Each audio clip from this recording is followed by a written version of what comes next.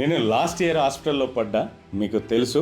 Lung issue వచ్చింది నాకు because of too much smoke. అంటే దీపావళి రోజు పటాకులు బాగా పీల్చడం ద్వారా, స్మోక్ విపరీతంగా పీల్చడం ద్వారా నాకు లంగ్స్లో కొంచెం ప్రాబ్లం వచ్చి 10 to 15 days మొత్తం పోయింది. దాంట్లో నాకు స్టార్ హెల్త్ ఇన్సూరెన్స్ వాళ్ళు 2 lakhs వరకు కవర్ చేసేసారు విత్ లగ్జరీ రూమ్. నేను దాంట్లో 6,000 మాత్రం నా చేతిలోంచి పడ్డాయి. సో హెల్త్ ఇన్సూరెన్స్ ఉండడం చాలా అవసరం. మీరు ఒక్క 10,000, 20,000 లేకపోతే 5,000 మీరు హెల్త్ ఇన్సూరెన్స్ కట్టడానికి నష్టపోతే, అంటే ఎక్కువ అని అనుకుంటే, మీ హెల్త్ ఇష్యూస్ క్రియేట్ చేసే ప్రాబ్లమ్స్ మీకు డబ్బుల్ని అప్పు చేసి లేకపోతే ల్యాండ్స్ అమ్ముకునే పరిస్థితికి తీసుకొని వస్తాయి. హెల్త్ ఇన్సూరెన్స్ ఖచ్చితంగా ఉంచుకోండి, ప్లస్ హెల్త్ని బాగా చూసుకోండి. హెల్త్ ఇన్సూరెన్స్ ఇప్పుడు తీసుకొని దాన్ని ఇయర్ ఆఫ్టర్ ఇయర్ రెన్యువల్ చేసుకోవడం ద్వారా మనకి క్రానిక్ డిసీజెస్ కూడా కవర్ అవుతాయి. దాని ద్వారా మనకి చాలా తక్కువ డబ్బులు మన చేతిలోంచి పడతాయి. హెల్త్ ఇన్సూరెన్స్ లేని వాళ్ళు ఇమ్మీడియట్గా హెల్త్ ఇన్సూరెన్స్ పాలసీని ఇమ్మీడియట్గా తీసేసుకోండి.